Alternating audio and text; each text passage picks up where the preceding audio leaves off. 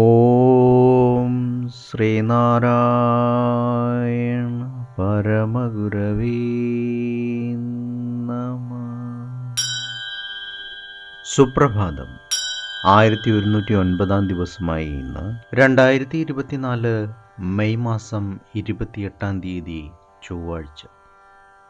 1199 ആണ്ട് ഇടവമാസം 14 ഗുരുവചനങ്ങളിലൂടെ വിട്ടുമാറാതെ ഓരോ വർഗത്തിലും വേറെ വേറെ ലക്ഷണങ്ങൾ കാണുന്നതുകൊണ്ട് ഈ ലോകത്ത് മനുഷ്യർ ഓരോ വർഗത്തെയും പ്രത്യേകം വേർതിരിച്ച് സ്വാഭാവികമായി തന്നെ അറിയുന്നു.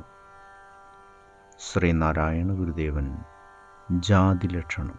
ശ്രീ മങ്ങാട് ബാലചന്ദ്രൻ തയ്യാറാക്കിയ ശ്രീനാരായണ ഗുരുവിൻ്റെ 366 മഹത്തായ ചിന്തകൾ എന്ന പുസ്തകത്തിൽ ലക്ഷണബോധം മറയാതെ സൂക്ഷിക്കുക എന്ന് വിവരിക്കുന്ന ഭാഗമാണ് ഇന്ന് അവതരിപ്പിക്കുന്നത്. വിട്ടുമാറാതെ ഓരോ വർഗത്തിലും വേറെ വേറെ ലക്ഷണങ്ങൾ കാണുന്നതുകൊണ്ട് ഈ ലോകത്ത് മനുഷ്യർ ഓരോ വർഗത്തെയും പ്രത്യേകം വേർതിരിച്ച് സ്വാഭാവികമായി തന്നെ അറിയുന്നു.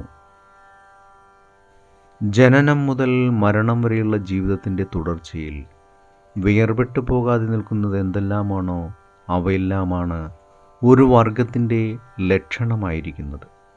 ആനയുടെ ലക്ഷണം ലോകത്തുള്ള എല്ലാ ആനകളിലും ഒരുപോലെയാണ്. വീട്ടുമുറ്റത്തെ തൊഴുത്തിൽ നേരത്തെ കഴിച്ച വൈക്കോലും പുല്ലുമൊക്കെ അയവിറക്കി കിടക്കുന്ന പശുവിൻ്റെ നോട്ടവും ഗന്ധവും ശരീരഘടനയും കരച്ചിലും പശുവിൽ നിന്നും ഒരിടനേരത്തേക്ക് പോലും വേർപെട്ടു പോകുന്നതല്ല. അതിനാൽ ഇതെല്ലാം പശുവിൻ്റെ ലക്ഷണങ്ങളായിരിക്കുന്നു. ഈ ലക്ഷണങ്ങളിൽ നിന്നും വേറിട്ടതായി ലോകത്ത് ഒരു പശുവുമില്ല.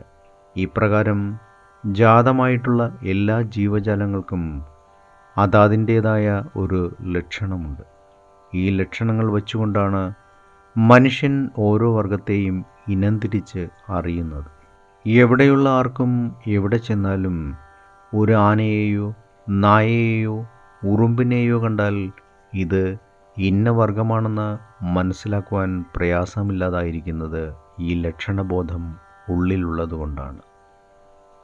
വനാന്തരങ്ങളിൽ പ്രാകൃതമായ നിലയിൽ ജീവിക്കുന്ന കാട്ടുമനുഷ്യൻ പോലും മറ്റൊരു മനുഷ്യനെ കണ്ടാൽ അത് തൻ്റെ വർഗമാണെന്ന് തിരിച്ചറിയുന്നതും ഇതേ ലക്ഷണം കൊണ്ട് തന്നെ.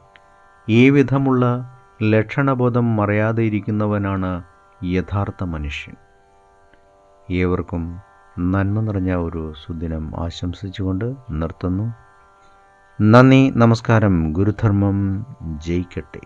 ശബ്ദം നൽകിയത് സുജീഷ് മഹേശ്വരി.